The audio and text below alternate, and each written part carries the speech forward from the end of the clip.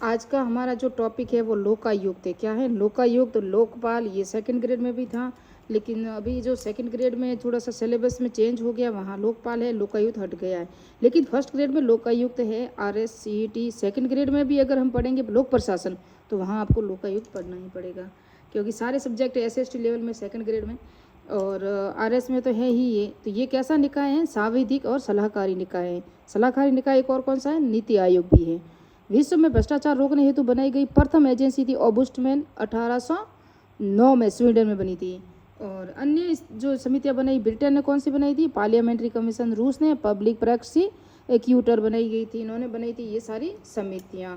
राजस्थान में जो लोकायुक्त के लिए जो सिफारिश की जो मांग की थी, वो हरिश्चंद्र माथुर समिति 1963 में थी। ओम्बुड्समैन की स्थापना की सिफारिश की थी इन्होंने 1963 में।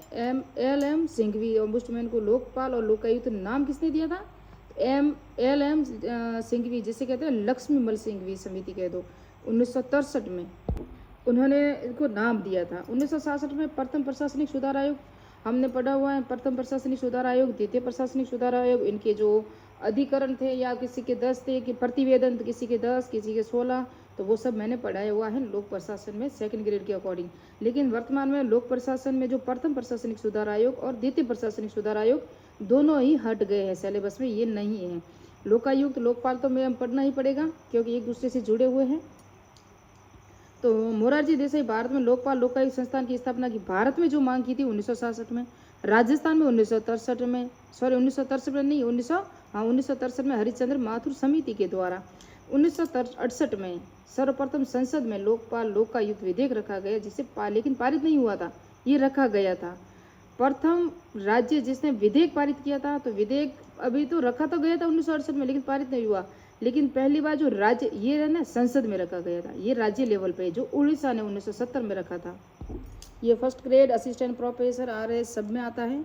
इसकी नियुक्ति का प्रावधान, नियुक्ति प्रदान करने वाला प्रथम राज्य महाराष्ट्र था। विधेयक प्रस्तुत करने वाला, तो विधेयक पारित किया था उड़ीसा ने 1970 में, और नियुक्ति प्रदान करने वाला जो प्रथम राज्य था वो महाराष्ट्र था 1971 में। राजस्थान में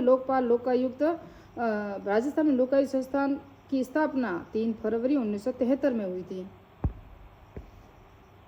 कब हुई थी? 1973 में। लोकायुक्त व उप लोकायुक्त अधिनियम 1973 के तहत विधेयक को राज्यपाल द्वारा सहमति 3 फरवरी 1973 को। विधेयक को राष्ट्रपति द्वारा जो सहमति मिली थी वो 29 मार्च 1973 को मिली थी। ये राज्यपाल जो राजस्थान से संबंधित है, ये राष्ट्रपति द्वारा जो नियुक्ति सहमति मिली थी। लोकायुक्त एजेंसी में स्थापना पूर्व जन शिकायतों के समाधान हेतु अभियोग निराकरण विभाग कार्य कर रहा था। इससे पहले किससे? लोकायुक्त एजेंसी की स्थापना से पूर्व जन शिकायतों के समाधान हेतु अभियोग थे ना, वो कौन कौन से कर रहे थे? तो ये रहा नाम इनका लोकायुक्त है ना, कि अन्य नाम क्या थे? केरल में पब्लिक मैन, जम्मू कश्मीर में भ्रष्टाचार निरोधी अधिकरण, तमिलनाडु में कमिश्नर ऑफ इंक्वायरीज, ये नाम है इनकी। लोकायुक्त प्रथम जो राजस्थान में कौन थे? ID दुआ थे। 28 अगस्त 1973 को लगे थे। प्रथम लोकायुक्त कौन थे? ID दुआ। उप लोकायुक्त प्रथम कौन थे और अंतिम एक ही हुए थे? तो KPU मेनन, राजस्थान पूर्व मुख्य सचिव और राज्य सत्कर्ता आयोग के अध्यक्ष भी ये रह चुके हैं। लोकायुक्त की सामान्य सेवा शर्तें क्या क्या है वो देखेंगे हम। उच्च न्यायालय का मुख्य न्यायाधीश हो, राज्यपाल द्वारा एक समिति की सिफारिश पर इसकी नियुक्ति होती है, यानी कि सेवा शर्तें। मुख्यमंत्री, विधानसभा के विपक्ष का नेता, उच्च न्यायालय का मुख्य न्यायाधीश, ये तीनों होते हैं किसके अंदर? लोकायुक्त की नियुक्ति में ये एक समिति बनती है। इसी की सिफारिश पर राज्यपाल इनको नियुक्त करते हैं। कौन कौन होता है? मुख्यमंत्री, विपक्ष का नेता और उच्च न्यायालय का मुख्य न्यायाधीश। आपको ने पता है कि निर्वाचन आयोग में भी ये सभी है। तो हम देखेंगे जब इलेक्शन कमीशन पढ़ेंगे, राष्ट्रीय इलेक्शन कमीशन में भी हुआ है, 2 बार हुआ है। 1923 में एक संशोधन हुआ है, उसके अंदर ये कहा गया कि मुख्य न्यायाधीश होना चाहिए, और एक जगह 2 बार संशोधन हुआ ना, एक में ये कहा है कि मुख्य प्रधानमंत्री, विपक्ष का नेता और गृह मंत्री होने चाहिए, या कैबिनेट का मंत्री होना चाहिए। तो 2 बार हुआ है। कौन कौन सा हुआ है? ज्ञानेश कुमार की नियुक्ति भी की गई है, किसके आधार पर वो भी देखेंगे। इनका कार्यकाल 5 से 65 वर्ष, जो भी पहले हो। इलेक्शन कमीशन में पढ़ाऊंगी ना, तब मैं बता दूंगी राष्ट्रीय इलेक्शन कमीशन, तो राष्ट्रीय इलेक्शन कमीशन पढ़ाऊंगी तब बता दूंगी मैं। और ये बता दिया मैंने, कार्यकाल 2018 में कार्यकाल 5 वर्ष से 8 वर्ष किया गया था। 2019 में पुनः 5 वर्ष किया गया। लोकायुक्त उप लोकायुक्त कानून 2019 ये बना था, उसी के तहत ये 8 वर्ष हुआ था। पुनर्नियुक्ति का प्रावधान इसके अंदर नहीं है, पुनर्नियुक्ति का प्रावधान नहीं है। और ये फर्स्ट ग्रेड में आया था। 5 ईयर मामले जो 5 ईयर प्लस होते हैं ना, वो मामले नहीं देखता। जो पीछे वाले होते हैं वो जो 5 साल हो गए उसके मामले नहीं देखता। कौन नहीं देखता? लोकायुक्त। राज्यपाल या राज्यपाल द्वारा नामित व्यक्ति शपथ दिलाता है। इसको शपथ कौन दिलाते हैं? शपथ ग्रहण समारोह के दौरान लोकायुक्त का नियुक्ति पत्र मुख्य सचिव पढ़कर सुनाता है। कौन सुनाता है? मुख्य सचिव। इनकी वेतन भत्ते उच्च न्यायालय के मुख्य न्यायाधीश के ही समान है ना। इलेक्शन कमीशन का जो मुख्य सचिव होता है ना, मुख्य चुनाव आयुक्त, उसको इन्हीं के समान हटाया जाता है, जिस तरह से इनके समान हटाया जाता है। तो उसी तरह से उप लोकायुक्त होते हैं या लोकायुक्त हैं, उनको भी उच्च न्यायालय के मुख्य न्यायाधीश के समान ही इनके वेतन भत्ते दिए जाते हैं। इस्तीफा ये राज्यपाल को देंगे। निष्कासन कदाचार और असमर्थता के मामले में प्रक्रिया, राज्यपाल द्वारा आरोपों की जांच हेतु एक समिति का गठन किया जाता है। समिति की अध्यक्षता कौन करता है? सर्वोच्च न्यायालय के न्यायाधीश या मुख्य न्यायालय के न्यायाधीश द्वारा। जो समिति होती है ना, इसकी अध्यक्षता सर्वोच्च न्यायालय का या तो न्यायाधीश होगा या मुख्य न्यायालय के न्यायाधीश के द्वारा। इसके तहत विधानसभा विशेष बहुमत से निष्कासन प्रस्ताव पारित करेगी। प्रस्ताव पारित होने के पश्चात राज्यपाल के द्वारा लोकायुक्त को निष्कासित किया जाएगा। यानी कि पहले प्रस्ताव पारित होगा। देखो, उसको नियुक्ति कौन करता है?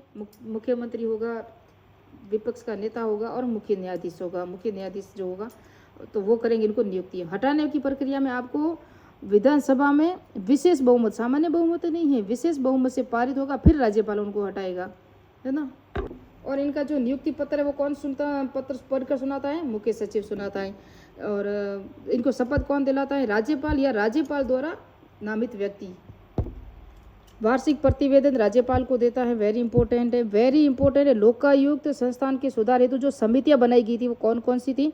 हरिशंकर भाबड़ा समिति 1997 में बनी थी। ये पूर्व में मुख्यमंत्री भी रहे और सर्वाधिक कार्यकाल भी था इनका। और उसके बाद है BD कल्ला समिति 2000 में। शिक्षा मंत्री, वर्तमान जो शिक्षा मंत्री है ना, वो भी इनके हेतु सुधार समिति बनाई गई ना, वो के भी अध्यक्ष थे। नरपत मल लोढ़ा समिति पूर्व महाधिवक्ता थे ये, और ये 2014 में बनी थी समिति, जो ये RS परी में आ चुका है प्रश्न। फिर है उप लोकायुक्त। इसको भी, ये सब शॉर्ट नोट्स हैं जो मैं आपको बता रही हूँ, बाकी मैंने पढ़ाए हुए हैं पूरे डिटेल से। अगर मेहर टीचिंग पे अगर 2nd ग्रेड की आप लोक प्रशासन सर्च करोगे ना, वहाँ प्ले लिस्ट है और वहाँ सब पढ़ाया हुआ है। राज्य सत्कर्ता आयोग के समान है ये उप लोकायुक्त। इनकी नियुक्ति राज्यपाल द्वारा या लोकायुक्त से परामर्श के बाद होगा। जिस तरह से मुख्य न्यायाधीश और मुख्य न्यायाधीश की नियुक्ति के बाद मुख्य न्यायाधीश की सलाह पर जो नियुक्ति होती है ना, उसी तरह से ये है राज्यपाल या लोकायुक्त है ना, उसके परामर्श के पश्चात ही इनकी नियुक्ति होगी। और जिस तरह से प्रधानमंत्री की जो नियुक्ति होती है, फिर प्रधानमंत्री और उसकी मंत्रिपरिषद की सलाह पर जिनको नियुक्ति मिलती है वो ही आधार है। 5 या 65 वर्ष इनका कार्यकाल है। निष्कासन राज्यपाल द्वारा। समिति की संरचना सर्वोच्च न्यायालय या उच्च न्यायालय का न्यायाधीश होगा। कार्यवाहक लोकपाल लोकायुक्त और उप लोकायुक्त की उपस्थिति में, है ना, अनुपस्थिति में होते हैं ना, वो कार्यवाहक होते हैं। कार्यवाहक लोकायुक्त की नियुक्ति राज्यपाल के अनुरोध पर उच्च न्यायालय के मुख्य न्यायाधीश द्वारा उच्च न्यायालय के न्यायाधीशों में से ही की जाएगी। यानी कि जो हाई कोर्ट है ना, हाई कोर्ट में जो भी न्यायाधीश हैं उसके द्वारा की जाएगी, और ये उच्च न्यायालय का जो मुख्य न्यायाधीश है ना, उनके द्वारा ही की जाएगी। वो ही कार्यवाहक लोकायुक्त होंगे। तो पूर्व में कार्यवाहक लोकायुक्त कौन कौन रहे? DP Gupta, KS Sidhu, VS Dave और BM शर्मा, ये थे पूर्व में कार्यवाहक लोकायुक्त। उप लोकायुक्त लोकायुक्त के क्षेत्राधिकार के बाहर कौन कौन से क्षेत्र हैं? तो राजस्थान का महालेखाधिकार, राजस्थान विधानसभा सचिवालय के कर्मी और राज्यपाल, मुख्यमंत्री, ये सब बाहर हैं। राज्य लोक सेवा आयोग, उसके अध्यक्ष, सदस्य, मुख्य चुनाव आयोग यानी कि इलेक्शन कमीशन राज्य के, राजस्थान RPSC, राज्यपाल, मुख्यमंत्री, ये सभी राज्य विधानसभा सचिवालय के जितने भी मंत्री हैं, राज्य महालेखाकार, ये सभी इस क्षेत्र से बाहर है। इनकी जांच नहीं कर सकता लोकायुक्त। लोकपाल और लोकायुक्त विधेयक 2011 के अनुसार 1+8 सदस्य होंगे, जो अधिकतम है। अध्यक्ष 1 होगा, 8 सदस्य होंगे। सुप्रीम कोर्ट का मुख्य न्यायाधीश वर्तमान में पूर्व या निर्दिष्ट योग्यता वाला जो होगा वो होगा, अध्यक्ष होगा। दोनों निकायों में से 50% कौन होंगे? ST, SC, OBC और महिलाएं होगी, और 50% अन्य होंगे। तो ये थी लोकपाल और लोकायुक्त की शॉर्ट नोट्स। नेक्स्ट में इलेक्शन कमीशन पढ़ते हैं। मिलते हैं नेक्स्ट पार्ट में, नेक्स्ट वीडियो में। मेरे चैनल को सब्सक्राइब कीजिए, लाइक कीजिए, कमेंट कीजिए।